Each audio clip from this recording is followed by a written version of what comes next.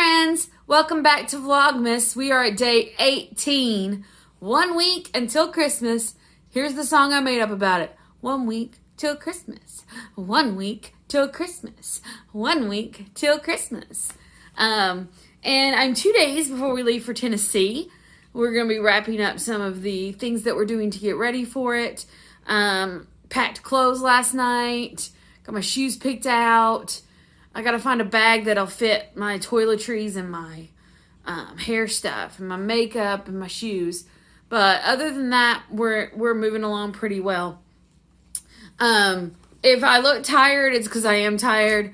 I've worked a lot over the last 24 hours, filling in some gaps for someone's on vacation. And so, yeah, I'm a little rough around the edges. Look at my hair, all rough around the edges. But I'm home now. I can relax for the rest of the day and get a good night's sleep and be ready for tomorrow. So for today's vlog, I was looking around for something Christmassy to talk about or do, and I found this list of interesting Christmas facts. Some of them are like traditions from other countries. Some of them are just interesting tidbits about Christmas.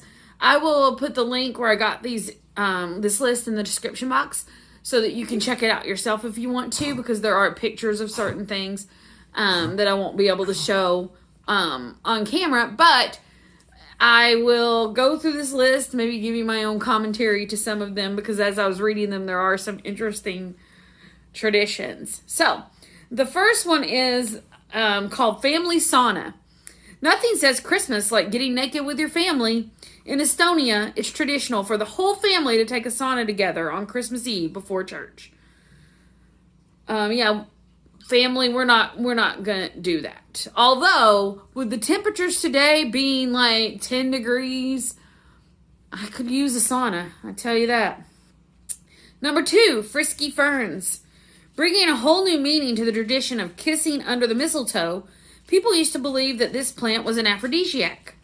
Mistletoe, now commonly used as a holiday decoration, was believed by the Druids to be a symbol of fertility and virility.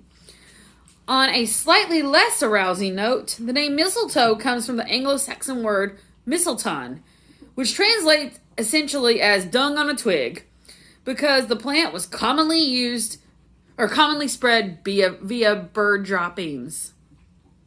So next time you're under the mistletoe, just remember, it's like dung on a twig. Ghosts of Christmas Past. It was commonly held belief throughout Europe that both good and evil spirits were active during the 12 days of Christmas. Prior to the 1900s, there was a tradition of telling scary ghost stories on Christmas Eve. Many think the idea of Santa's elves evolved from these early beliefs. Helped along by Clement Seymour's A Visit from St. Nicholas, more commonly referred to as the night before Christmas, which refers to Santa as a jolly old elf. Interesting. Number 4, Dunder Who. Moore's poem was also the origin of Santa's 8 reindeer, named Dasher, Dancer, Prancer, Vixen, Comet, Cupid, Dunder, and Blixen. The last 2 are German words for thunder and lightning, and were later changed to Donner and Blitzen. I did not know this. So I was watching one of my favorite YouTube channels, Handlebar ASMR, and I will pop a link to his channel underneath or in the description box. But he did a reading of 'Twas the Night Before Christmas, and he said Dunder and Blixen, and I'm like, what? But, I don't know everything, so I just didn't think much of it. So that's why he was reading the original poem by Clement Seymour. Interesting. Number 5, antler reveal. There is a little gender confusion regarding Santa's reindeer. While most of their names sound male reindeer shed their antlers around Christmas. Somehow, Santa's reindeer keep their antlers all year round. 6, he was a real guy. The origins of Santa Claus actually trace back to a real person, St. Nicholas of Myra, who was also known as Nicholas the Wonder Worker, Bishop St. Nicholas of Smyrna, and Nicholas of Bari. He lived in what is now modern-day Turkey around 280 AD and has become the most well-known saint not associated with the Bible. As a bonus fact, he also happens to be the patron saint of children, sailors, orphans, royalty, as well as the city of New York. Interesting. I knew that it was a real person, but I didn't know he had all these different names, and that he was the patron saint of New York City. So that's cool. Number 7. One of the most popular legends surrounding the original Santa is that he saved 3 sisters from a life of sex work and simultaneously created the origin of modern-day Christmas stockings. These 3 sisters were too poor to afford a marriage dowry, but one night, good old St. Nick dropped a bag of gold down their chimney so that the eldest could wed. According to the story, it fell into one of their stockings that was left out by the fire, because you certainly didn't get married with wet gold or wet stockings. Interesting. Number 8. This is the stuff of nightmares. Not all of the figures who have been associated with St. Nick over the years have been jolly. Krampus is a character that some European cultures believe in. According to legend, Krampus visits houses with St. Nicholas. The name originates from the German word Krampen, which means claw, and he is supposedly the son of the Norse god of the underworld. While the charitable St. Nicholas gives gifts to the good kids, Krampus is there to punish the naughty ones, who, according to folks' tales, are beaten, kidnapped, or even eaten. Just saying, but this punishment seems like an extreme step up from a lump of coal. There's also a ton of, I think there's movies about Krampus, and yeah, not my thing. I don't do scary movies. Number 9, Oh Christmas Tree. On a less sinister note, the Germans were also credited with the creation of the tradition of Christmas trees. While evergreen branches had long been seen as a reminder of springtime during the long winter months, it was the Germans who first brought them inside to be decorated. This tradition became internationally popularized after Germany's Prince Albert was introduced it to England in 1846 when he married Queen Victoria. The couple was pictured in front of a tree in 1848, and the tradition took off after that. So that's where the song O Tannenbaum comes from, I bet. 10. The White House. Historians have been unable to determine who the first president was to bring a tree into the White House. It was either Franklin Pierce in 1856 or Benjamin Harrison in 1889, though it is known that President Calvin Coolidge started the White House tree lighting ceremony in 1923. Number 11. The plants of holly and ivy have been used inside homes as decorations as far back as the 9th century, representing Christian notions of everlasting life. The red berries symbolize the blood of Christ, and the holly his crown of thorns. I think I knew that. I think I heard that a long time ago, but it wasn't something that was in the front of my brain. 12. While we associate much of our Christmas traditions with Victorian England, the country was not always a fan of the holiday. Oliver Cromwell, a Puritan dictator of the British Isles in the mid-17th century, passed a law in Parliament that made Christmas illegal. Apparently, he thought it was immoral to be partying so hard on such a holy day. It wasn't until Cromwell lost power in the 1660s that the ban was lifted. 13. During the Second World War, the well-known American playing card company Bicycle joined up with the U.S. and British spies to create cards that revealed an escape route for the prisoners of war between the layers of paper. Sent in as part of Christmas care packages, these secret messages shipped right past the Nazi censors and captured personnel in Germany. That is so cool! Huh. Man, that's just really neat. 14. It wasn't until well after the Revolutionary War that some American states declared Christmas a legal holiday, with Alabama being the first state in 1836. It didn't become a federal holiday until after the Civil War in 1870. The last state to adopt it as a holiday was Oklahoma in 1907. Number 15. About 15,000 people end up in the ER each year due to Christmas-related accidents. If that wasn't bad enough, fires caused by Christmas trees cause an average of 17 deaths and millions in property damage annually. Be smart. That's what it's saying. Just be careful. 16. One of the most popular times of year for breakups is the 2 weeks leading up to Christmas. Maybe it's the stress of the season, realizing you don't want to buy your significant other a gift. Interestingly, Christmas Day is the least common day to end a relationship. So if you make it to Christmas Day, you're probably not going to break up. That's what this is saying. 17. Every year, the United States has about 20,000 dress-up Santas. In fact, there are several Santa schools that teach individuals how to be good Santa. The schools, the first of which was opened in 1937, gives advice on how to be jolly, dealing with children and their parents, and also practical tips, such as avoiding bad breath foods while working.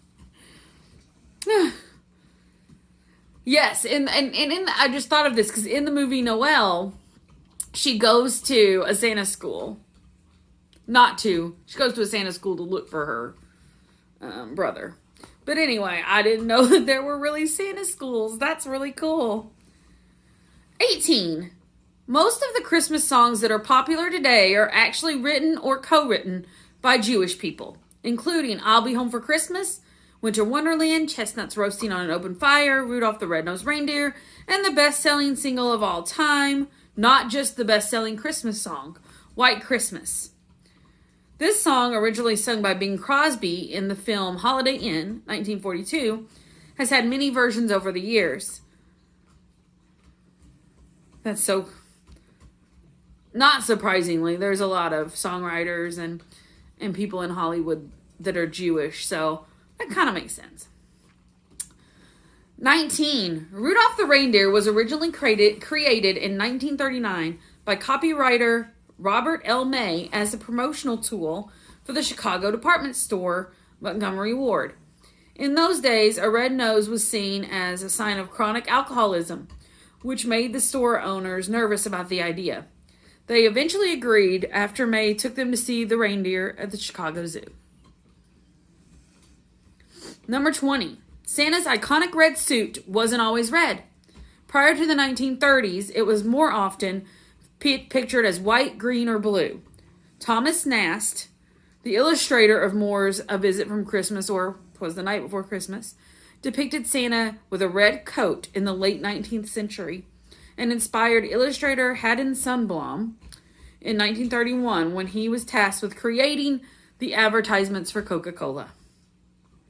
He depicted Santa as a red-suited, white-haired, and rosy-cheeked man that we all know and love today.